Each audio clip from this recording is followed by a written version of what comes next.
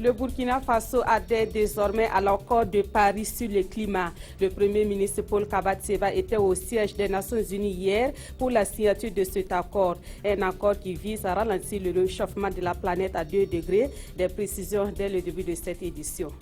Et puis les travaux de réhabilitation de la route Coupé-Latin-Kodogo-Bitou, frontière du Togo, avancent bien sur les lots numéro 1 et 3. Par contre, rien n'est fait sur le lot numéro 2. C'est le constat fait par le ministre des Infrastructures qui a visité le chantier hier vendredi. Bonjour à toutes et à tous. Toutes nos excuses donc pour le démarrage tardif de ce journal. Cela dit, le Burkina Faso marque son adhésion à l'accord de Paris sur le climat. Le Premier ministre a procédé à la signature de cet accord hier au siège des Nations Unies à New York. Après avoir signé cet accord, Paul Kabat-Seba a exposé les mesures déjà prises par le Burkina Faso pour lutter contre les changements climatiques. On fait le point avec nos envoyés spéciaux Jean Zongo et Simon Gongo. Une signature pour marquer l'adhésion du Burkina à l'accord de Paris sur le climat. Paul Kabat-Seba échange la poignée de main et quelques mots avant de prendre place dans la salle. Avec son équipe, il s'accorde sur les mots du Burkina pour cette cérémonie. Ensuite, il s'avance à la tribune pour donner les raisons de sa signature. Le programme de développement durable à l'horizon 2030 de l'accord de Paris pourrait changer définitivement et positivement le destin de notre planète et la vie de nos populations si nous renforçons la dynamique qui a guidé leurs négociations et leur adoption, y compris la présente cérémonie de signature. Selon le Premier ministre, le Burkina a déjà pris les devants en prenant des mesures de lutte contre les changements climatiques. Si l'étape que nous franchissons aujourd'hui est importante, plus importante encore reste celle de l'entrée en vigueur de l'accord et de sa mise en œuvre effective. À cet égard, il me plaît de rappeler l'adoption par mon pays en octobre 2015 de son document cadre de contribution prévu, déterminé au niveau national à l'horizon 2030, qui définit la stratégie nationale de lutte contre les effets des changements climatiques. Cette stratégie nationale comprend une composante d'atténuation des émissions des effets des gaz à effet de serre et une composante d'adaptation. Le pays compte ainsi mettre plus d'1 million de dollars à l'horizon 2030 pour atteindre ses ambitions. L'accord de Paris, quant à lui, demande de limiter la température en dessous de 2 degrés Celsius par rapport à la période pré-industrielle et poursuivre les efforts jusqu'à 1,5 degré Celsius. Et c'est un chiffre record qui a été enregistré hier au siège des Nations Unies. Ce sont 175 pays qui ont procédé à la signature de l'accord de Paris sur le climat. François Hollande, le président français, a été le premier à le faire. Lui, comme les autres intervenants, ont invité les États signataires à traduire leur engagement à des actes concrets. Un total de 175 pays ont signé l'accord de Paris sur le changement climatique au siège des Nations Unies à New York. 15 d'entre eux l'ont déjà ratifié. La Chine et les États-Unis, parmi les plus grands pollueurs de la planète, ont aussi signé. Le président français François Hollande a été le premier à apposer sa signature. Il a appelé le monde à traduire cet accord historique en actes.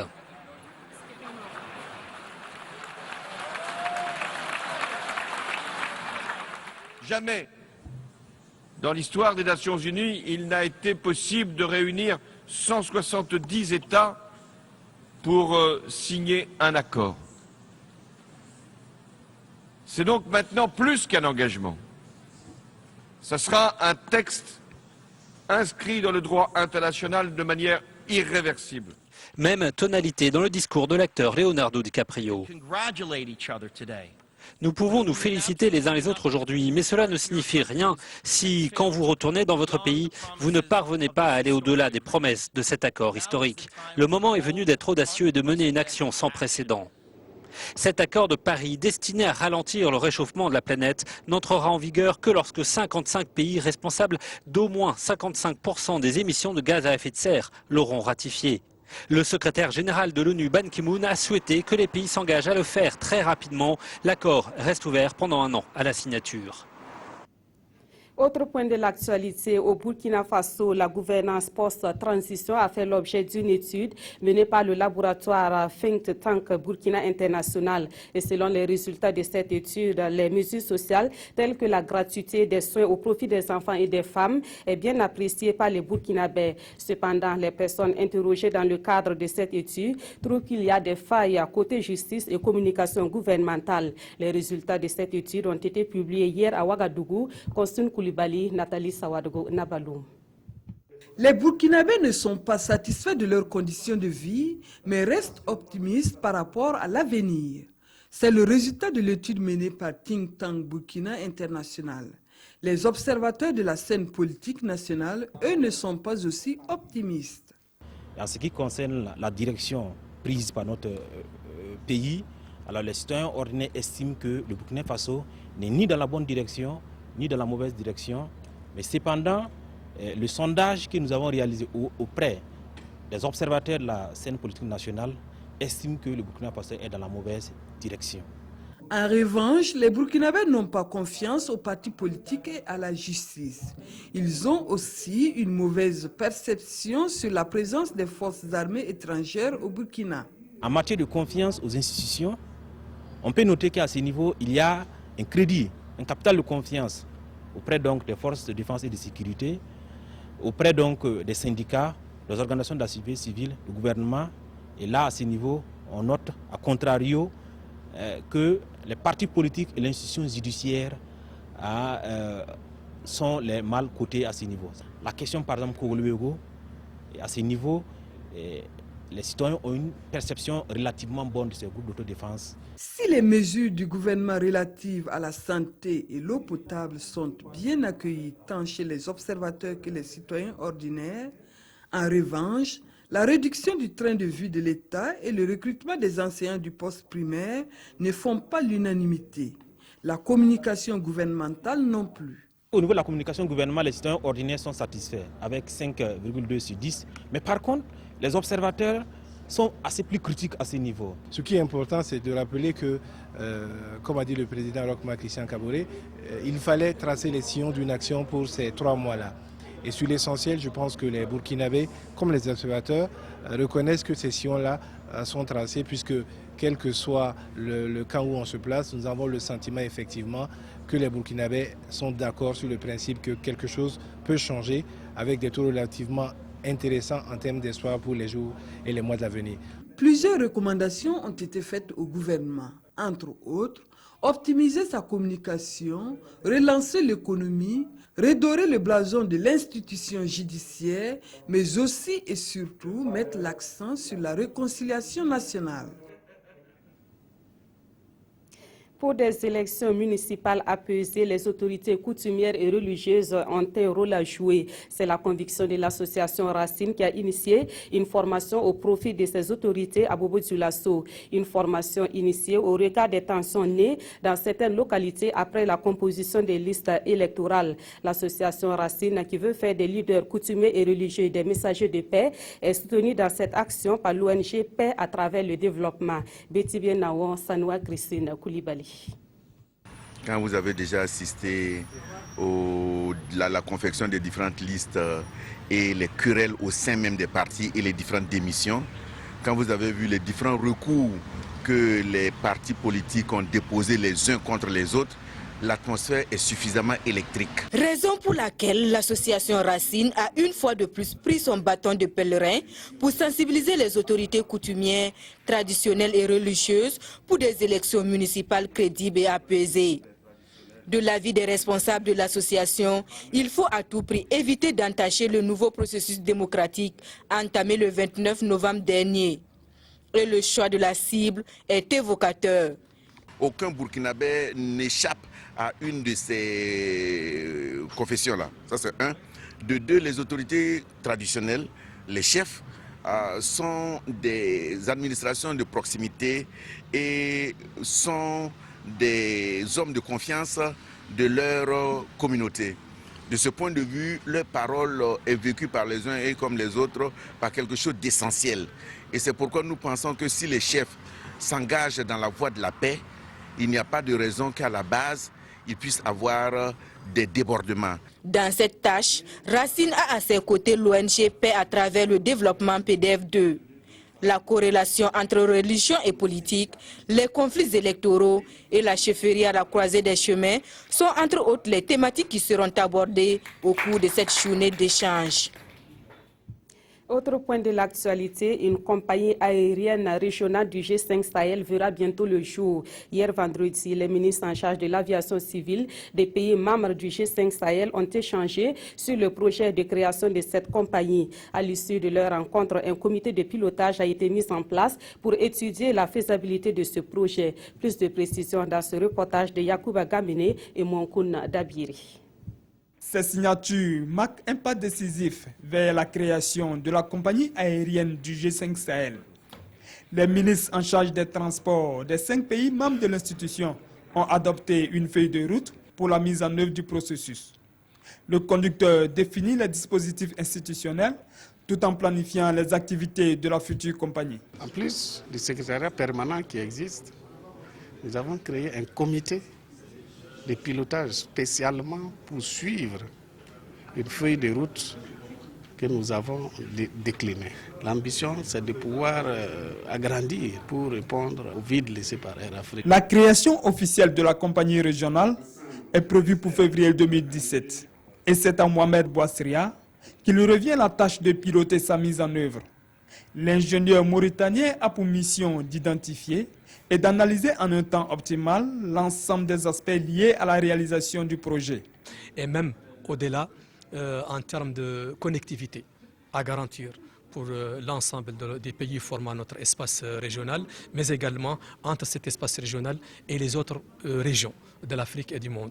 Et je crois qu'avec cette vision très claire, avec cette appréciation très bonne des moyens à mettre en place et cette bonne lecture des enjeux qui nous attendent, nous sommes confiants qu'on parviendra à nos objectifs dans les délais impartis. Pour son financement, les acteurs optent pour une démarche inclusive et participative des 5 pays que sont le Mali, le Tchad, la Mauritanie, le Niger et le Burkina Faso.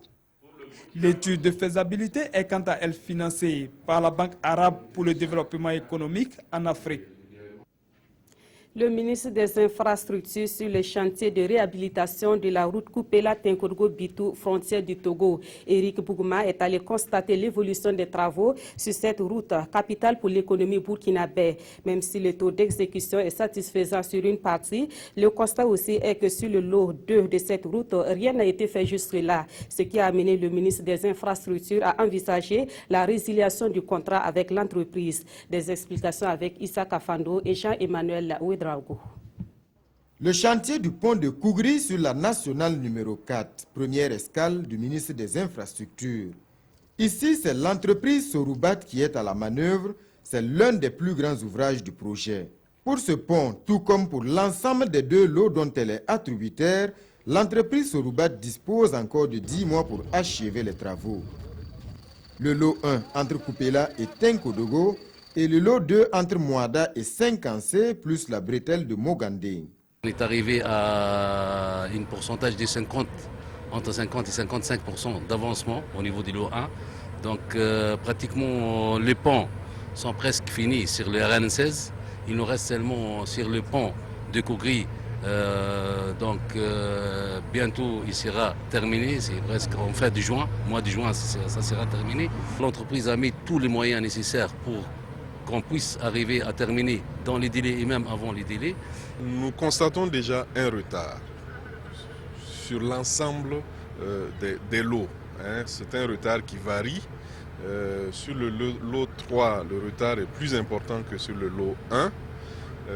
Mais nous avons reçu les assurances de l'entreprise quant à la mobilisation de capacités techniques supplémentaires, d'engins, de centrales, d'enrobés qui sont arrivés de Côte d'Ivoire, semble-t-il, que nous avons constaté sur le terrain, qui permet de penser que c'est un retard qui peut être résorbé. Le lot 2 entre Tinkodogo et Mouada est celui de tous les problèmes. C'est un groupement d'entreprises qui est attributaire. Pour des travaux qui devaient débuter depuis février 2015 pour 18 mois, ici c'est toujours le calme plat, des problèmes internes sont évoqués. Mais trêve de patience, une solution radicale est désormais envisagée. Sur le lot 2, il faut reconnaître que la procédure de résiliation, de mon point de vue, aurait dû être engagée depuis longtemps. Je peux vous assurer que c'est une procédure qui est en cours. Parce qu'il n'est pas du tout admissible que depuis que ce marché a été passé, l'exécution n'a pas encore commencé. Ce projet en chiffres, ce sont 150 km de routes réhabilitées et renforcées, la route nationale numéro 16, l'une des plus importantes pour l'économie burkinabé, et 3,34 km de routes construites et bitumées, la bretelle de Mogandé. En attendant de trouver la solution au lot 2, le ministre a invité l'entreprise Soroubat à maintenir la cadence pour rester dans les délais et mettre fin rapidement au calvaire des transporteurs dans les nombreuses déviations. Dans l'actualité également, il existe désormais au Burkina Faso un cadre de concertation des organisations de la société civile intervenant dans le domaine des finances publiques. 8 OSC se sont réunis hier à Ouagadougou pour formaliser leur coalition en signant une charte qui les lie. Ces OSC s'engagent ainsi à œuvrer pour la transparence dans la gestion des finances publiques. Le reportage de Mokhtar Ouedraogo et Mounira Kéri. 8 organisations de la société civile sont représentées à cette rencontre. Ce sont des OSC qui interviennent déjà dans le domaine des finances publiques. Et pour mieux coordonner leurs actions de plaidoyer, de veille et de contrôle citoyen, elles ont décidé de mettre en place un cadre de concertation. C'est important que sur certaines questions d'enjeu, qu'on puisse être ensemble. Quand on est ensemble, on est beaucoup plus fort. On se partage également les informations et on peut avoir une prise de position beaucoup plus appropriée pour traiter un certain nombre de questions. Pour formaliser leur partenariat, la charte de fonctionnement du cadre de concertation est présentée aux participants. Chaque OSC membre a marqué son engagement à œuvrer pour l'atteinte des objectifs. On a préparé ce document de cadre de concertation et ce soir on a officialisé l'existence de ce cadre à travers la signature de la charte qui définit les principes et les valeurs auxquels les organisations membres de la société civile adhèrent, ainsi que les grands objectifs auxquels nous décidons donc de nous consacrer. Désormais, les membres du cadre de concertation des OSC intervenant dans le domaine des finances publiques ont entre autres missions de promouvoir la bonne gouvernance des finances publiques, de promouvoir le contrôle citoyen et de lutter contre la fraude et la corruption. Voilà une bonne gestion des finances publiques qui pourrait permettre de disposer de plus de fonds pour soutenir les jeunes dans leur quête d'emploi. Justement, une nouvelle structure se lance dans l'univers des fonds d'investissement au profit des jeunes. Il s'agit de Baku Partners, porté par un natif de Bobo-Dioulasso, qui espère ainsi relancer l'économie dans cette ville. La présentation de Baku Partners a eu lieu jeudi dernier en présence de nombreux hommes d'affaires. On voit cela avec Martin Servo et Ahadi Standamba. Baku Partners, un fonds d'investissement destiné au financement des projets des jeunes dans la ville de Sia. Porté par un natif de la ville, il a pour vocation de faire de Bobo-Dioulasso la locomotive du développement du Burkina Faso. Et c'est un fonds d'investissement pas comme les autres au regard de son mode opératoire. Entre l'idée et la réalisation du projet, il y a le financement. Et je voulais donc compléter cette chaîne avec une société qui peut s'occuper du financement. Ça peut être sous forme de prêt, ce n'est pas l'idéal. L'idéal, c'est une prise de participation au capital de ces entreprises-là et avec un accompagnement sur 5 ans environ et une sortie donc du capital dans un horizon de 5 ans.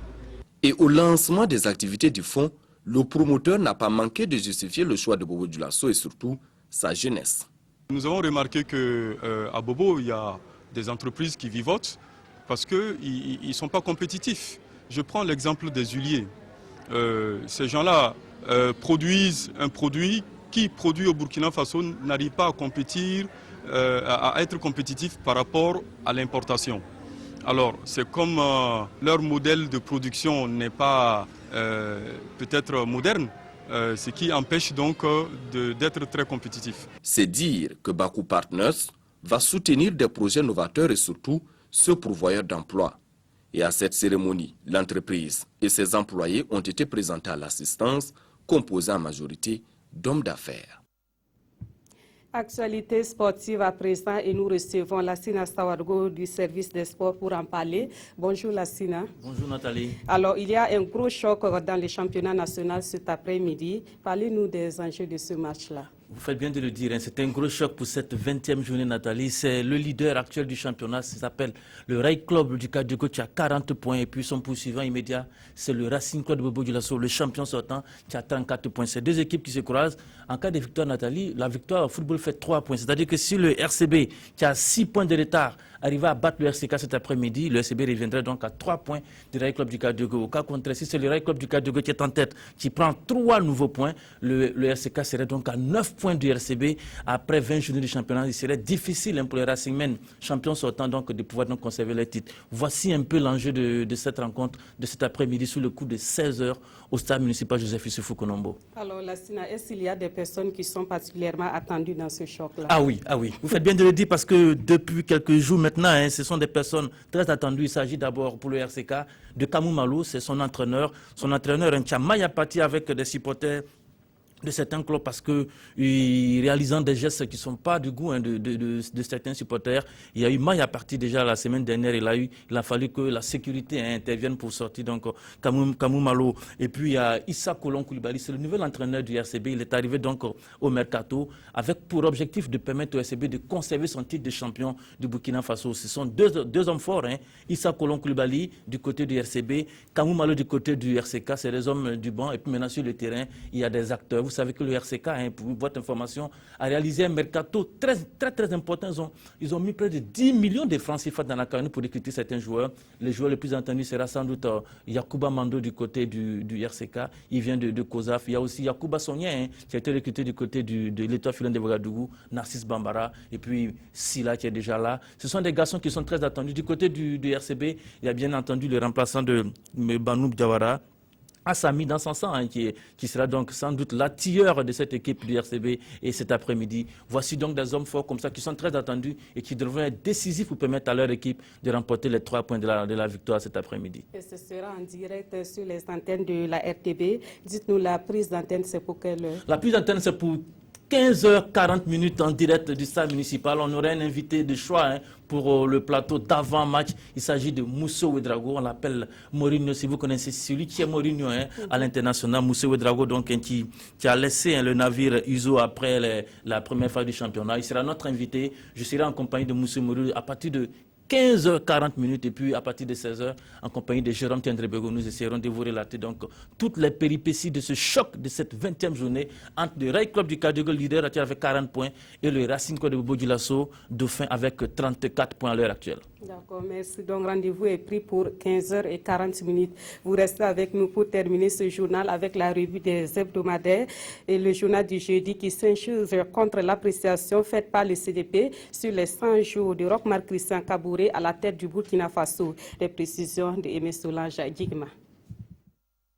Le journal du jeudi déprécie l'intervention du représentant du CDP Achille Tapsoba sur les 100 jours de Roch au pouvoir, pour qui les premiers pas de Roch sont marqués par des bas salaires, des emplois précaires, la vie chère, etc. Si Achille peut parler d'emplois précaires aujourd'hui, qu'il sache qu'il est en partie responsable de la situation, rétorque le journal. Pour l'hebdomadaire satirique, toutes les analyses et les critiques peuvent être acceptées, sauf celle du CDP qui, selon le journal, devrait apprendre à se taire. Il énumère donc à travers ces lignes les insuffisances du CDP dans tous les domaines pendant son séjour au pouvoir.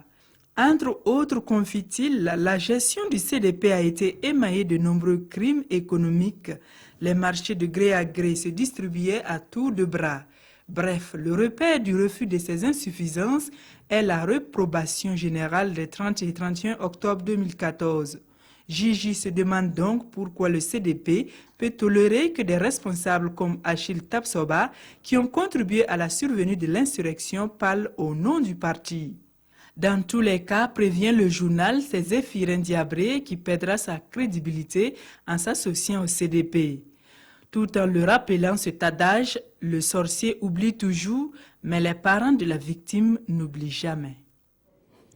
Voilà qui met fin à cette édition. Merci de l'avoir suivi. Demain, Draman Dazian vous retrouve dans l'édition de 13h15. Bon week-end à tous et à très bientôt.